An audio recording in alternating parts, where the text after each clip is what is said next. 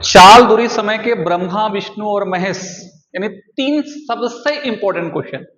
इन क्वेश्चनों को आप करके जाइए, मेरा दावा है कि ये क्वेश्चन एग्जाम में जरूर पूछा जाएगा। पहला क्वेश्चन, एक व्यक्ति अपने सामान्य चाल के 7/5 चाल से दफ्तर पहुंच रहा है।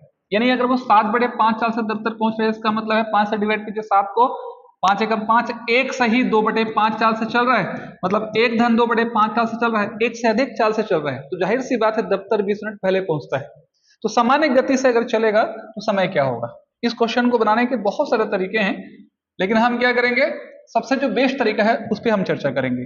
देखिए, वो अपनी चाल के 7/5 चाल से चलता है, इसका मतलब है कि उसकी आरंभ में चाल 5 थी, बाद में चाल बढ़ के 7 हो गई।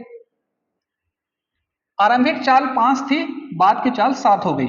इसे हम कहेंगे S1:S2, यानी चालों में 5:7 का अनुपात है, 7:5 का अनुपात है। चूंकि दूरी सेम तय हो रही है, और याद रखिएगा कि जब अलग अलग चालों से दूरियां समान तय होती हैं तो लिए गए चाल का अनुपात समय का अनुपात का हमेशा उल्टा होता है। यानी समय की हम बात करें तो 7:5 लगेगा। पहले उसकी चाल 5 थी, ध्यान रखिएगा, पहले उसकी चाल 5 थी, बाद में उसकी चाल 7 हो गई, समय उल्टा होगा। यानी पहले 5 चाल थी तो 7 समय लगता था, अब 7 चाल हो गई तो 5 समय लगेगा। तो निश्चित तौर पर समय में अंतर कितने का है, 2 इकाई का है, 2 हिस्से का है, 2 भाग का है, 2 पार्ट का है, 2 यूनिट का है। तो 2 यूनिट, एक तरह से हम कहेंगे 2 यूनिट किसके बराबर है, चाल बढ़ने से समय 20 मिनट का अंतर आ रहा है। तो जो समय का अंतर है, पहले 7 समय था, 5 समय, तो उनके बीच में अंतर कितने यूनिट का है, कितने हिस्से का है, 2 हिस्से का। तो 2 यूनिट किसके बराबर है, 20 मिनट के बराबर है। तो 1 यूनिट किसके बराबर होगा, 1 यूनिट होगा 10 मिनट के बराबर। अब आप देखिए, हमको चाहिए ओरिजिनल समय, वास्तविक गति से चलेगा तो समय कितना लगेगा, मतलब ये वाला पार्ट है ना, ये वाला पार्ट 7 समय, तो 1 यूनिट बराबर 10 मिनट, तो 7 मिनट बराबर क्या हो जाएगा, 70 मिनट। डायरेक्ट क्वेश्चन इस तरीके से बन जाएगा। अगर आपको ये तरीका पसंद नहीं आ रहा है तो आप एक मेथड को और यूज कर सकते हैं। आप क्या कीजिए, x अपान वाई से कंपेयर कीजिए इसको, 7/5, और x upon x minus y into t, इस फार्मूले का प्रयोग कर सकते हैं। तुलना करोगे, यहां लिखोगे 7, यहां लिखोगे 7-5, और समय का अंतर 20 मिनट का, तो 7, यहां 2 बचेगा, 2 दहम 20 और 10 7 70, तो सीधा सीधा मेरा आंसर क्या निकल जाएगा, 70 मिनट। ठीक है। इसी क्वेश्चन को अगर मैं आगे करूं, एक व्यक्ति अपनी चाल के 5/8 चाल से चल रहा है, मतलब उसकी जो चाल है वो 5/8, एक से कम हो गई, चाल घट के चल रही है। यानी चालों में कितने का अनुपात हुआ, यहां पर पहले 8 था, बाद में 5 हुआ, तो समय का जो अंतर है, क्योंकि देखिए एक ही दूरी को तय कर रहे हो, है ना, दूरी एक ही तय हो रही है, तो जो समय का अनुपात होगा उल्टा होगा। 5 अनुपात कितना होगा, 8, तो इनके बीच में कितने इकाई का अंतर, 3 इकाई का अंतर, और 3 इकाई का अंतर, 3 यूनिट का अंतर जो है किसके बराबर है, 45 मिनट देरी से पहुंचता है, 3 मिनट 45 मिनट, तो 1 मिनट किसके बराबर हो जाएगा, 15 मिनट। और जब 1 मिनट 15 मिनट है, सामान्य चाल निकालनी है, सामान्य समय निकालना है। एक्चुअल में यहाँ जो दिया है वो सामान्य चाल ना होकर सामान्य समय निकालना है, मतलब 5वां समय निकालना है। तो 5 यूनिट बराबर कितना हो जाएगा, 15×5 75 मिनट। आप इसे इस तरीके से बना सकते हैं। अभी आपको मैंने बताया था x upon x minus y into t. आप क्या करेंगे, 5/8 का कंपेयर करेंगे x अपान वाई से, तो x बराबर 5 आ जाएगा, और यहाँ 5-8 इंटू समय का अंतर कितना हो जाएगा, 45 मिनट। तो 5 भागित -3 गुणित 45, 3 15, 15×5 75। देखिए -75 आ रहा है, तो 75 डाटा को एक्सप्रेस करेगा, यानी 75 मिनट, और माइनस का साइन उस देरी को बताएगा।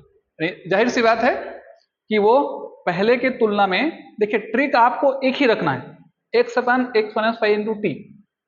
आप जब कंपेयर करेंगे तो आपकी चाल घट रही है, तो समय क्या होगा, अधिक लगेगा। तो यहां पर जो आंसर आएगा माइनस में, उसको ध्यान देने की आवश्यकता आपको नहीं है।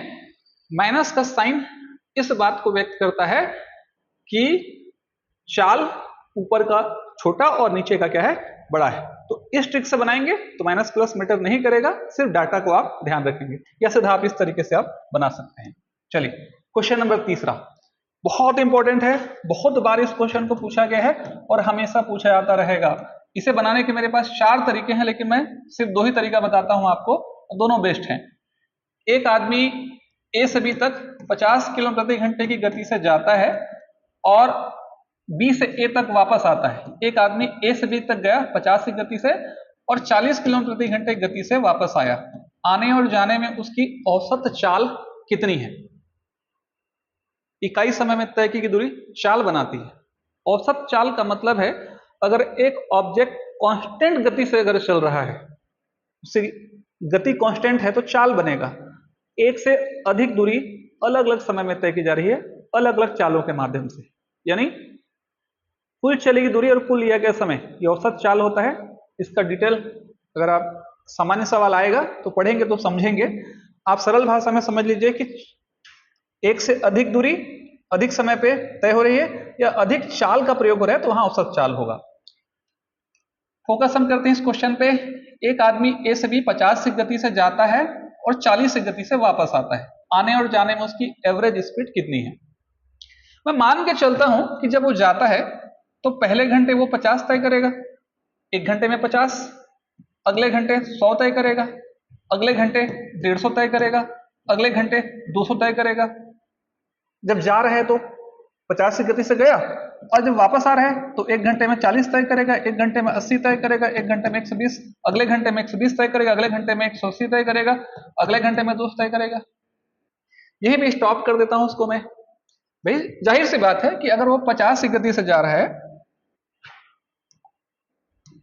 जब वो 50 की गति से जा रहा है तो एक घंटे में 50, अगले घंटे में और 50, अगले घंटे में और 50, तो टोटल 4 घंटे में 200। जब वापस आ रहा है तो 40 गति से आ रहा है, तो निश्चित तौर पर आप देख सकते हो कि जब वो गया और जब वो वापस आया तो आने और जाने में चली गई दूरी तो बराबर है ना। तो हम इसे 50 लेकर चलते हैं और 40 लेकर के चलते हैं, और जो इन दोनों के पहाड़े में जो सबसे पहला नंबर आएगा उसी को तो एलसीएम कहते हैं, है ना। उसकी चर्चा हम फिर कभी करेंगे। तो ध्यान रखिएगा, मैं समान दूरी यहां पर आ गई दोनों के पहाड़े में, उसे मैं स्टॉप कर दूंगा, क्योंकि आप जाते समय और आते समय आपका तय की दूरी तो समान है ना भाई, 200-200 तय कर रहे हो। तो निश्चित तौर पर एवरेज स्पीड का डायरेक्ट फार्मूला होता है कुल चली की दूरी। तो जाते समय वो दूरी तय किया 200 और वापसी में दूरी तय किया 200। जाते समय उसे लगा 1 2 3 4 घंटा और वापसी में उसे लगा 5 घंटा। तो इसका मतलब क्या हुआ, 400 भागित क्या हो जाएगा 9। तो 400/9 किलोमीटर प्रति घंटा मेरा क्या निकल जाएगा, एवरेज स्पीड निकल जाएगा। खत्म। इतना ही करना है, आपको कुछ करने की आवश्यकता नहीं है। देखिए बात को थोड़ा सा समझिए मैं क्या बोल रहा हूं। 50 की गति से गया तो जाहिर सी बात है जाते समय और वापसी में डिस्टेंस इक्वल तय करेगा। अब आपके लिए प्रश्न उत्पन्न हो सकता है कि सर कोई गारंटी थोड़ी कि 200 ही चले, तुम्हारी जितनी मर्जी चलाना चाहो चला लो, कोई फर्क नहीं पड़ेगा, क्योंकि जिस अनुपात में दूरी बढ़ेगी उस अनुपात में क्या होगा, समय भी बढ़ेगा, उसी अनुपात में आएगा। अब बोलोगे सर एग्जैक्ट आंसर में तो कोई फर्क पड़ सकता है। क्यों फर्क पड़ेगा भाई, चाल दूरी और समय का अनुपात होता है, रेशियो होता है, एग्जैक्ट वैल्यू नहीं होता है। ऐसा नहीं कि आपके आंसर में 400 रुपए आएगा, चाल भाग है, रेशियो है, हिस्सा है, कट पीट करके सरलतम रूप आएगा, एग्जैक्ट आंसर कभी नहीं आएगा। तो अगर आप 50 के हिसाब से 200 चले और 40 के हिसाब से 200 चले, अगर इसी को आप और अधिक दूरी चाहे पॉइंट में भी लाएंगे तो भी आंसर में कोई फर्क नहीं पड़ेगा। जैसे मान लीजिए कि आप इसी को 400 के 200 की जगह 400 चलाते तो निश्चित तौर पर वहां पर 4 की जगह 8 घंटा लगता, और यहां भी 400 चलाते तो 5 के 10 घंटा लगता।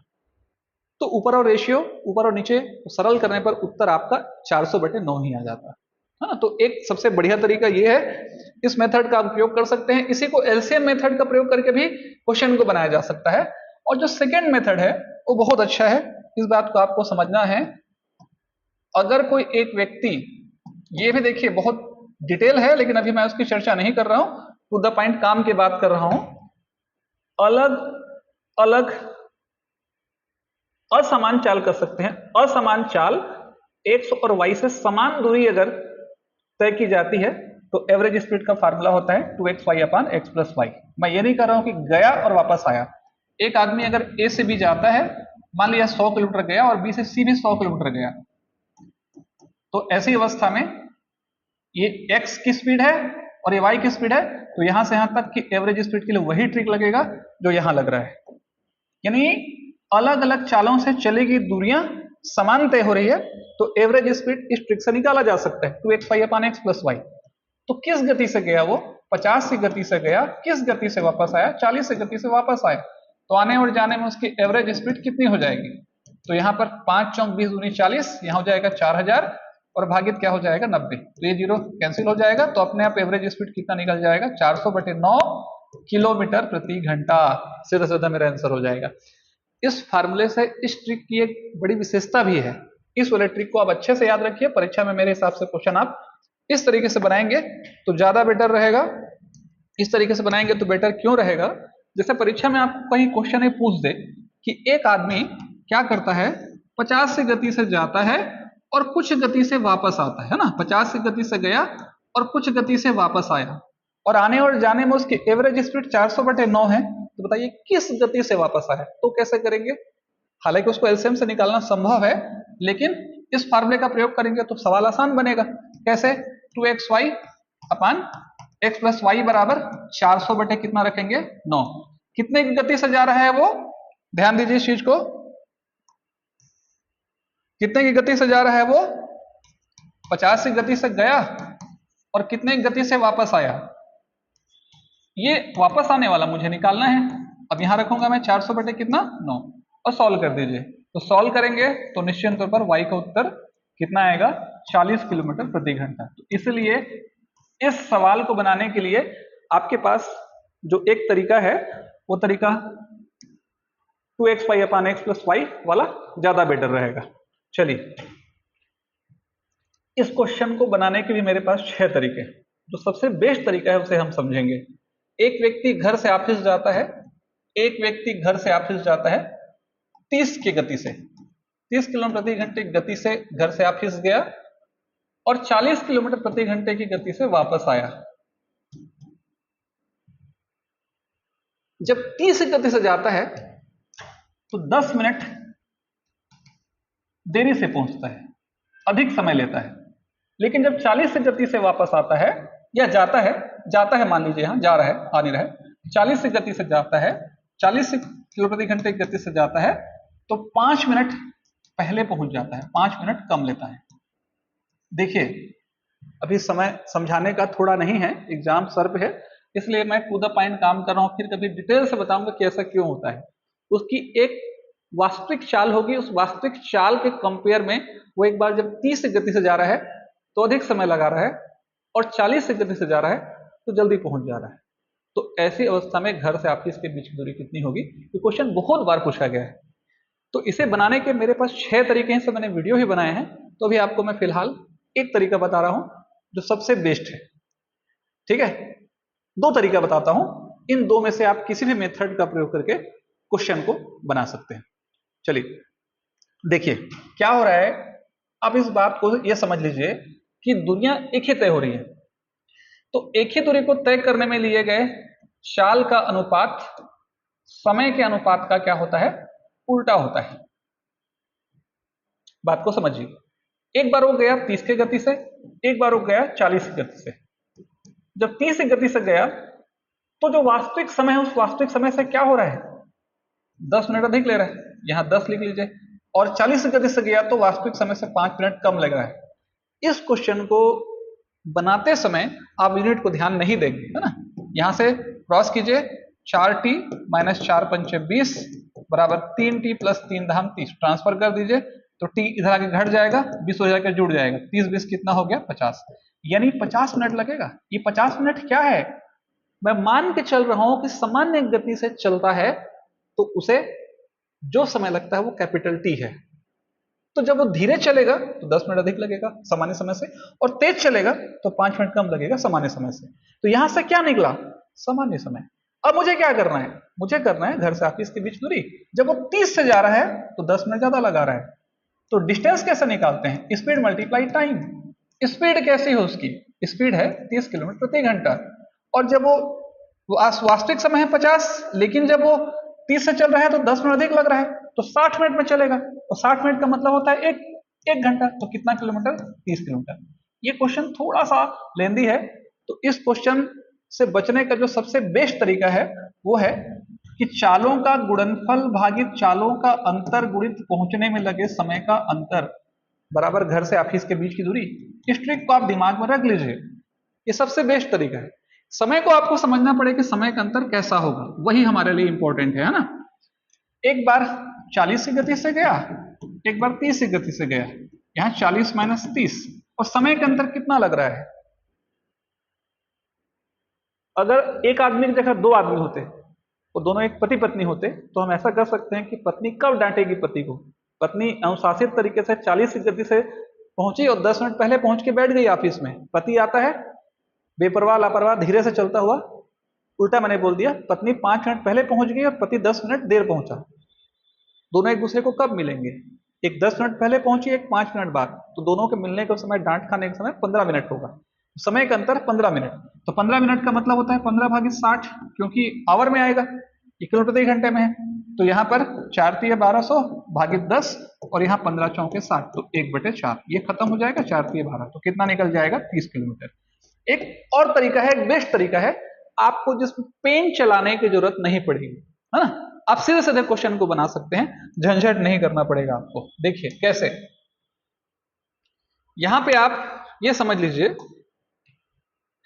कि आपको पता है कि ये सही ऑप्शन है। अगर मैं ये मान के चलता हूं कि ये सही आंसर है, अगर मैं मान के चलता हूं कि ये सही आंसर है, तो अगर वो सही आंसर होगा तो क्या होगा? ये सही आंसर है, पहला आंसर सही आंसर है। 30 किलोमीटर घर से ऑफिस की दूरी है, तो पहले क्या निकलेगा बताइए? 30 दूरी है, 30 चाल है, तो समय लगा 1 घंटा, और 1 घंटा का मतलब होता है 60 मिनट। अगर अपनी स्पीड को बढ़ा दे, वो 40 कर दे, तो कितना घंटा लगेगा? 3/4 घंटा, और 3/4 घंटा का मतलब होता है 45 मिनट। तो देखिए समय का अंतर 15 मिनट आ रहा है कि नहीं, और समय का अंतर जब 15 मिनट आ रहा है तो हम क्यों बनाएं क्वेश्चन को? ओरल नहीं बना सकते? बिल्कुल बना सकते हैं। यानी मैं मान के चल रहा हूं ये पहला ऑप्शन सही आंसर है, ये दूरी है, तो दूरी को आप चाल से भाग कीजिए, समय निकलेगा, दूरी भागित चाल बराबर समय। 30 की दूरी को 30 की गति से तय किया जाए 1 घंटा में पहुंचेगा, 30 की गति को 40, 30 की दूरी को 40 की गति से तय किया जाए 45 मिनट में पहुंचेगा। तो 1 घंटा और 45 मिनट के बीच में टाइम का डिफरेंस 15 मिनट का होता है, और टाइम का डिफरेंस 15 मिनट ही बोल रहा है, सीधा सीधा मेरा आंसर हो जाएगा। उम्मीद है कि वीडियो आपको जरूर पसंद आया होगा। सभी को हॉस्टल वर्ल्ड की शुभकामनाएं। कौन सा वीडियो बनाना है मुझे इन्फॉर्म कीजिएगा, और अगर वीडियो अच्छा लगे तो इसे लाइक करें, शेयर करें। सभी को थैंक यू।